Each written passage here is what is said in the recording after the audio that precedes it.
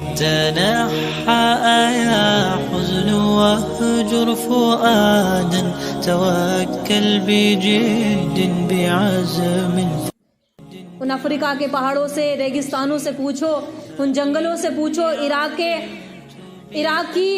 عراق کی وادیوں سے پوچھو کہ کس طریقے سے ان لوگوں نے کیسے دین کو لے کر، پیغام کو لے کر گئے. لیکن آج ہمارا دور کیسا ہے کہ ہمیں مسلمان کہتے ہوئے اپنے آپ پر شرم آتی ہے کہ حقیقتاً میں ہم مسلمان ہیں، جس کو 5 وقت کی نماز کی توفیق نہیں، جس کو روزوں کی توفیق نہیں، جس کو سچ بولنے پر جس کی زبان کتراتی ہو، جھوٹ جس کی عادت بن چکی ہو، نماز چھوڑنا جس کی عادت بن چکی ہو، جس کے دل میں کوئی ڈر خوف اللہ کا پیدا نہ ہو، جس کو اپنی کی نبی کا نام آئے تو اس کو درود پڑھنے کی اس کے اندر اتنی عقل فہم نہ ہو کہ نبی کا نام لیا جا رہا تو ہم درود پڑھے، جس کے اندر اتنی غیرت ختم ہو چکی ہو کہ اذانیں بلند ہو رہی ہیں اور ہم لوگ موبائل دیکھ رہے ہیں، گھروں میں بیٹھے ٹھٹے مار رہے ہیں اور ہنسی مذاق اور فلمی گانے بجانوں میں لگے ہوئے اور اذانوں کی صدا گونج رہی ہیں اور ہم لوگوں کو نماز کی توفیق نہیں ہے. یہ آج کی امت کا حال ہے.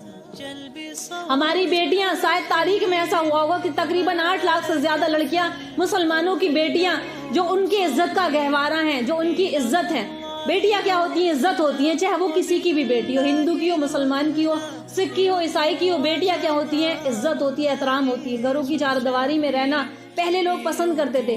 آج 8 لاکھ سے زیادہ مسلمانوں کی بیٹیاں مرتد ہو گئیں. وجہ کیا بنی؟ اسکول، کالج اور دین سے دوری اور موبائل کا استعمال کرنا اور صحیح وقت پر ان کا نکاح نہ کرنا، شادی نہ کرنا. شاید کسی دور پہ ایسا ہو گیا ہم تو دوسروں کے امانت دار تھے، آج ہم اپنی امانت کی حفاظت نہیں کر پا رہے. ہم کیسے مسلمان ہیں؟ ہم آپس میں اس طریقے سے لڑتے جھگڑتے ہیں، شاید اس زمانے میں کفار بھی شاید نہ لڑتے ہو، اور آپس میں نام اور نسب کی بنا پر ہم لوگ رشتے تلاش کرتے ہیں، برادریوں کے بنا پر ہم لوگ رشتے تلاش کرتے ہیں.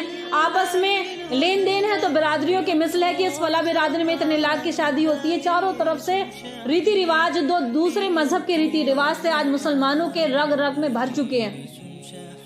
اس میں چند ہی گھرانے بچے ہوئے جن کے اندر اللہ نے دین کی صلاحیت اور دین کی سمجھ اللہ نے رکھی ہے، وہی گھر بچے ہوئے ہیں آج کی تاریخ میں.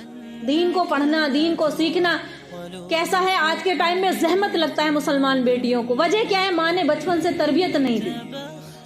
اگر ماں بچپن سے تربیت دیتی، صحابیاؤں کی کہانیاں سنایا کرتی، صحابیاؤں کے واقعات بتایا کرتی تو ان کے سروں سے دوپٹے نہ اترتے، وہ باحجاب ہو کر گھر سے باہر نکلا کرتی. اگر وہ یونیورسٹیوں میں، کالجوں میں پڑھتی تو اسلام کی شان بنتی.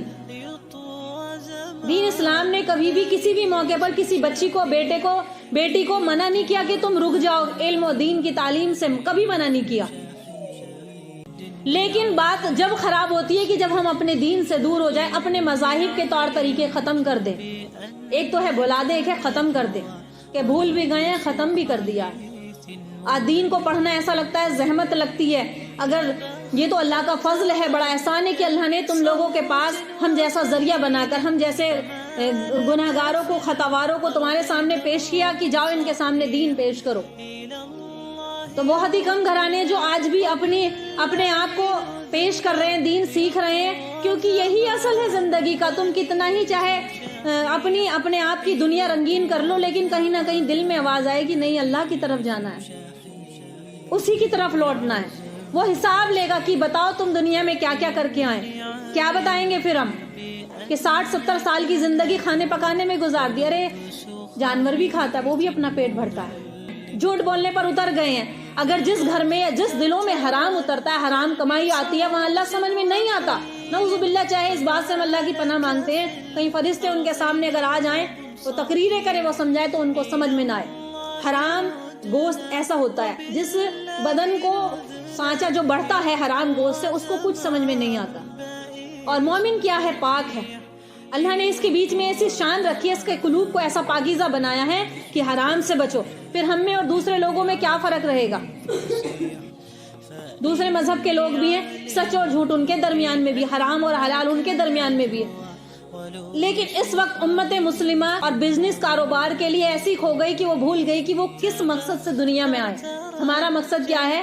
ہمارا مقصد حق واضح کرنا ہے، ہمارا مقصد سچ بولنا ہے، ہمارا مقصد انصاف قائم کرنا ہے. عدل اور انصاف ہم اپنے گھر میں نہیں کر پا رہے. تو یہ ہمارا دور ہے. جبکہ پہلا دور کیسا تھا؟ کہ جب صدائیں گونجتی تھی دیواروں سے چاروں طرف سے آوازیں آتی تھی کہ اللہ اکبر، کہ اس کو تاریخ گواہ ہے کہ وہ کیسے ماؤں کے لال ہوں گے جنہوں نے پیچھے مڑ کر اپنے گھر کو نہیں دیکھا، اسلام کا جھنڈا ہاتھ میں لیے ہوئے نکل گئے گھروں سے۔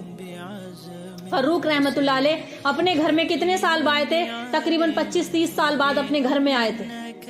جب وہ گھر سے نکلے تھے تو جوان تھے، حسن اور خوبصورتی ان کے چہرے پر ظاہر ہوتی تھی۔ جب ان کی نئی شادی ہوئی، ان کی شادی اپنی بیوی سے کہا تھا کہ میں اللہ کے راستے میں جا رہا ہوں، بس اگر ملاقات اللہ نے چاہی تو ہو جائے گی، نہیں تو جنت میں ملیں گے۔ پتہ نہیں بیٹا ہو یا بیٹی، کہہ کر گئے تھے کہ اگر بیٹا ہو تو اس کو عالم بنانا، بیٹا ہو تو اس کو عالم بنانا۔ یہ ہم لوگ جب اپنے آپ کو ایسا گرا لیں گے تو سامنے والا ہماری بات کیسے سنے گا؟ اپنے آپ کو غنی کرو ہر چیز سے کہ اللہ دینے والا ہے، اللہ کے سامنے ہاتھ پھیلاؤ۔ جو اللہ غیروں کو دے سکتا ہے کیا ہمیں نہیں دے سکتا؟ عالم کا کام کیا ہے؟ لوگوں کو جہالت سے نکال کر علم کی طرف لے کر آنا، گناہوں پر اس کو تنبیہ کرنا کہ یہ کام غلط ہے، اس سے رک جاؤ۔ تو اگر عالم بنے تو ایسا عالم بناؤ اپنے بچوں کو کہ صحیح طریقے کی تعلیم اور تربیت ان کے اندر آئے اور حلال رزق سے ان کی تربیت کی جائے۔ تو جب وہ جا رہے ہیں گھر سے تو کہہ رہے ہیں کہ اگر بیٹا ہو تو اس کو کیا بنانا؟ عالم دین بنانا۔